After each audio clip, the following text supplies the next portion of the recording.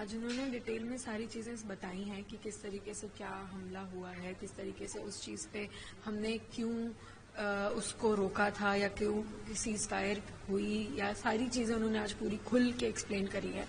Even उन्होंने जिस तरीके से वो बोल रहे थे, मैं सुन रही थी कि पहले लोग कह रहे थे आप कुछ नहीं कर रहे, हमने ऑपरेशन सिंदूर कर दिया। फिर जब हम ऑपरेशन सिंदूर करते फिर उसके बाद जब हम ऑपरेशन सिंदूर रोके फिर कह रहे अब आप कुछ नहीं कर रहे, अब आप कुछ नहीं कर रहे। तो ये क्वेश्चन का भी उन्होंने बोला कि अब हर बार हम कर ही रहे हैं, लेकिन हर बार प्रूफ क्या कर रहे हैं।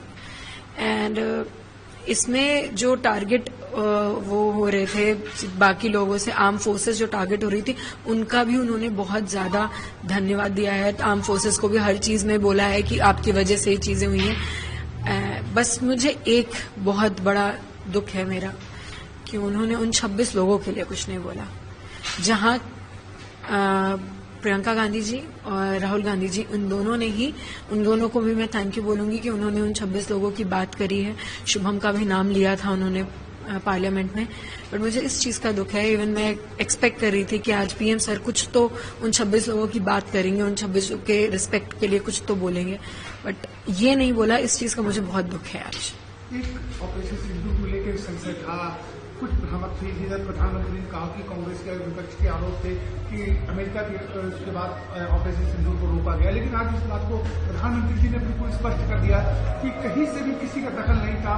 जो भी ऑपरेशन था सब भारत का था और भारत के नियंत्रण में ऑपरेशन हुआ।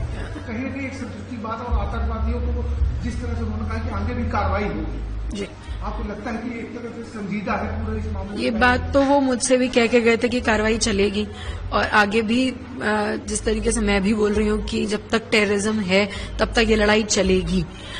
बस ये जो आज उन्होंने क्लियर किया, इस चीज पे मुझे पहले भी विश्वास था कि सीज फायर रोकने का कुछ स्ट्रैटेजी आर्म फोर्सेस की रही होगी, ना कि किसी देश के किसी को बोलने की वजह से इंडिया ने रोकी। हमारा इंडिया इतना अपने में खुद ही पावरफुल है कि वो अपने डिसीजन ले सकता है, उसको किसी की जरूरत नहीं है बोलने के लिए।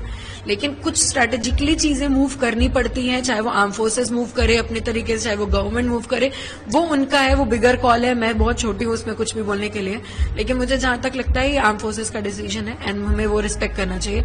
एंड आज ये क्लियर हो गया, ये किसी के बोलने की वजह से सर्जिकल स्ट्राइक नहीं हुआ था।